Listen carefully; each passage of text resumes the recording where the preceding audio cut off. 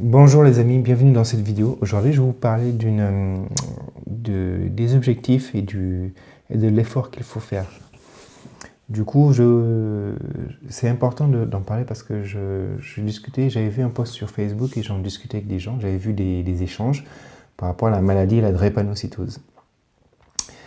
Moi, je suis drépano-homozygote, c'est une des formes qui est les plus graves, donc ça entraîne il y a des crises, des douleurs, et du coup, les calmants ne suffisent pas, on est obligé d'être hospitalisé pendant une semaine, 2 semaines. Il y a aussi d'énormes fatigues, donc du coup, on est obligé de jongler. Quand on a une maladie comme la mienne, et même d'autres maladies aussi, bien sûr, les crises, ça se soigne, c'est-à-dire qu'on a des calmants et tout, ça passe. Le plus important, à mon sens, le plus impactant, c'est les fatigues, les grosses fatigues. Il y a des jours, on est tellement fatigué qu'on ne peut rien faire. Et moi, je trouve qu'à mon niveau, c'est le plus embêtant. Autant je peux supporter les crises, parce qu'une fois que ça fait très mal, ça fait tellement mal que des fois, on est hospitalisé, il n'y a que la morphine qui nous soulage. Mais après, ça passe, quoi. Mais moi, ce qui me dérange le plus, c'est le fait d'être fatigué. On est tellement fatigué qu'on n'arrive plus à se lever, qu'on n'arrive plus à prendre sa douche, qu'on est tellement fatigué et essoufflé qu'on ne peut rien faire. Même se lever du lit et faire 10 pas, de faire 5 mètres, c'est compliqué, c'est comme si tu portais une croix, quoi.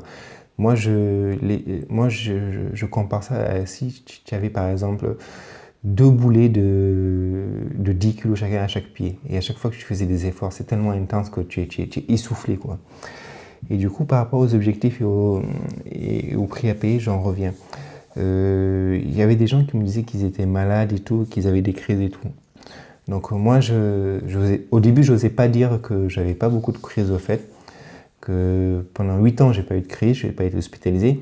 J'avais des petites douleurs, des petites fatigues et tout derrière, mais bon, ça a passé, ça se gérait. Et que après là, pendant que j'ai eu des crises là pendant une année, et après j'ai mis en place des actions, j'ai mis en place une hygiène de vie drastique qui m'a permis, ça fait maintenant 3 ans, que je n'ai plus besoin d'être hospitalisé. Et après, donc du coup, c'est simple, hein, il n'y a pas de miracle, hein. Certes, il y a un traitement curatif, mais moi je suis plus dans le préventif. Ce que je veux dire par là, c'est que je fais attention, il faut avoir une hygiène de vie. Quand on dit qu'il faut boire 2 litres par jour, il faut boire 2 litres par jour. Il ne faut pas s'amuser à dire non, j'ai pas envie de boire 2 litres par jour. On a des choses simples qui fonctionnent, mais si on ne fait pas l'effort de faire les choses sérieusement, ça ne marche pas. Donc quand je discute avec des gens qui disent qu'ils ne boivent pas 2 litres par jour.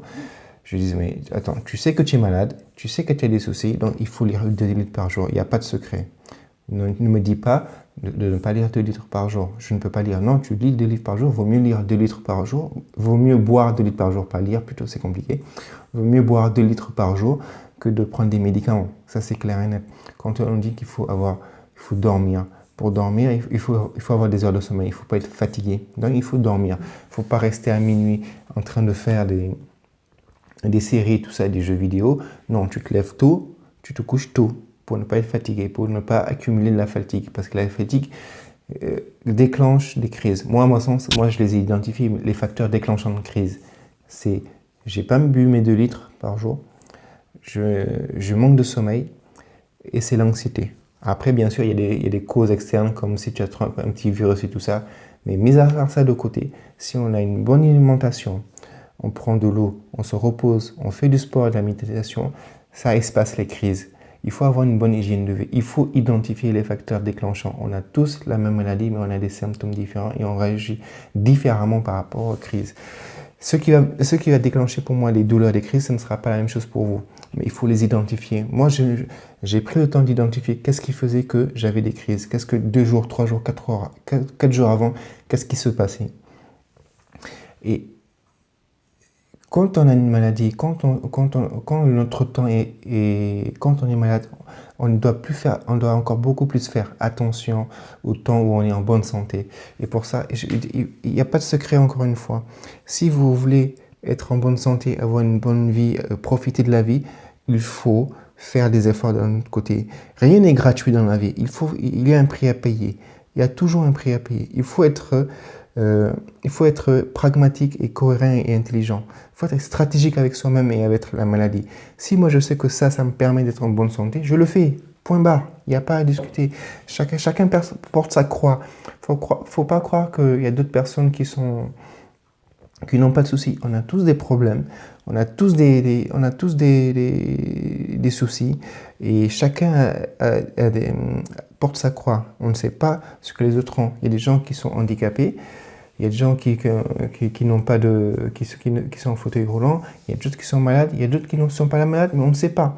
Donc, on ne peut pas se dire que c'est la faute des autres. Non, il faut savoir aller de l'avant. Il faut savoir que pour chaque objectif que l'on va atteindre, il y a un prix à payer. Moi, dans mon cas, le prix à payer, c'est d'avoir une hygiène de vie rigoureuse. C'est tous les jours de me lever, de faire ma respiration, ma méditation, mon sport, de manger équilibré, de boire mes 2 litres par jour. Point. Il n'y a pas de secret. Donc, quand on veut un objectif, il faut se donner les moyens d'atteindre cet objectif. Vous ne pouvez pas avoir des espérances et des objectifs comme ça et faire des actions comme ça. Ce n'est pas possible. Si vous voulez des résultats comme ça, il faut des actions, une discipline comme ça. Vous ne pouvez pas avoir des actions, des rêves, des objectifs comme ça et avoir des petites actions. Sinon, vous baissez. C'est aussi simple que ça. Donc, en fait, c'est une vidéo coup de gueule pour vous dire que je vois certains gens qui se plaignent. On a tous des problèmes, on a tous des soucis. Il y a des solutions, il y a des choses qui marchent. C'est pas 100% que ça marche, mais ça améliore considérablement. Moi, un jour, quand j'étais hospitalisé, j'ai été choqué. Il y a un médecin qui m'est venu, qui faisait de la kiné respiratoire, qui m'a dit qu'il faut apprendre à méditer, il faut apprendre à respirer. Ça marche. Essayez. Il ne faut pas vous dire non, ça ne marche pas. Vous n'avez pas essayé, vous ne pouvez pas vous dire que ça ne marche pas. Si vous avez essayé et que ça n'a pas marché, il faut persévérer ou bien changer de méthode, mais il faut essayer. Il ne faut pas rester passif à un moment. Moi, j'ai resté passif, j'en ai payé le prix. Donc, il faut aller de l'avant. Il faut sachez qu'il y a un prix à payer. Quand les gens là sont... Je vais prendre la référence biblique là. Quand il y a eu la terre promise là, les gens quand ils sont partis avec Moïse, vous pensez que Dieu leur a dit vous prenez la gauche-droite puis c'est arrivé à la terre promise? Non, il fallait traverser le désert, c'était galère. Malgré que ce soit Dieu leur ait promis la terre promise, ils ont galéré avant d'avoir la terre promise. Non, c'est comme la religion. Vous croyez que Mahomet, le prophète, il croyait que c'était cadeau comme ça, c'était l'envoyé de Dieu? Non, il a galéré, il a convaincu, il a fui, il est revenu en victorieux. Donc, il y a chaque chose. Vous devez savoir qu'il y a un prix à payer pour avoir ce que vous voulez. Si vous voulez une belle vie, si vous voulez une vie où vous avez moins de crises et moins de douleurs, il va falloir faire du sport de façon adaptée à votre rythme. Il va falloir mesurer les efforts. Il va falloir vous notiez tout ce qui a marché et tout ce qui n'a pas marché pour vous. Et c'est important. On ne peut pas vouloir des choses et ne rien faire à côté. Ça n'existe pas. Ça n'existe pas. Il y a toujours quelque chose. Il y a toujours un prix à payer à ce que vous faites. Si vous voulez des objectifs, si vous voulez avoir une belle vie, il faut en payer le prix, il faut faire des efforts continus. Et c'est dans la durée que les résultats vont apparaître. Il n'y a pas de remède miracle, ça n'existe pas. Donc, je suis désolé si je choque certaines personnes, mais c'est pour vous dire que c'est une maladie, c'est difficile, il n'y a pas de souci. Mais comptez le nombre de jours où vous êtes en bonne santé, où vous êtes bien portant par rapport au nombre de jours où vous n'êtes pas portant.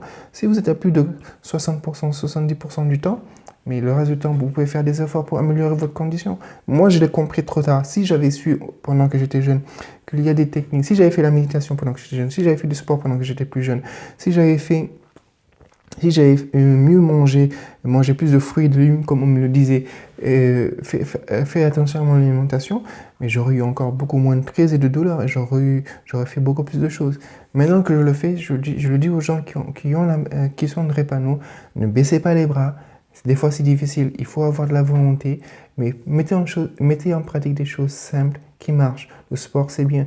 Vous n'êtes pas obligé de faire du sport à outrance. Vous pouvez faire des étirements, vous pouvez faire du yoga, vous pouvez faire du tai chi. Il y a plein de choses qui sont bien, qui sont souples et qui vous permettent de développer votre respiration, votre concentration, votre méditation. Associé à ça, boire 2 litres par jour, dormir, faire de la méditation, mais vous aurez de très bons résultats. Appliquez cela, c'est simple, ça ne mange pas de pain, mais vous pourrez avoir d'excellents résultats. Donc je vous dis courage, n'hésitez pas si vous avez besoin de conseils, je serai toujours là, il n'y a pas de souci. Comme je vous dis, il y a deux choses qui me tiennent à cœur. C'est la qualité de notre vie dépend de la qualité de nos habitudes. Vous voulez une belle vie, vous avez de belles habitudes. Vous avez une vie de merde parce que vous avez des qualités. Vous avez des habitudes de merde. C'est aussi simple que ça. Donc, de belles habitudes, vous aurez une très belle vie. C'est difficile, mais il faut s'accrocher.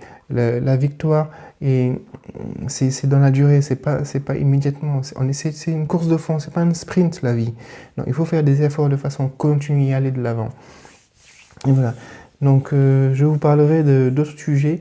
Je vous parlerai aussi de tout ce qui est investissement parce que quand on est malade aussi, il faut savoir il faut avoir de l'argent de côté parce qu'il y a des dépenses imprévues en termes de médicaments et tout ça, en termes d'hospitalisation. Et moi, je vais vous dire tout ce que j'ai mis en place pour parer à ça parce que c'est aussi un sujet et ça peut créer de l'anxiété. Donc voilà. Donc, un pouce bleu si vous n'êtes pas content, un pouce bleu quand même. Donc partagez et likez la vidéo pour ceux qui pourraient en avoir besoin et tout. Allez, courage!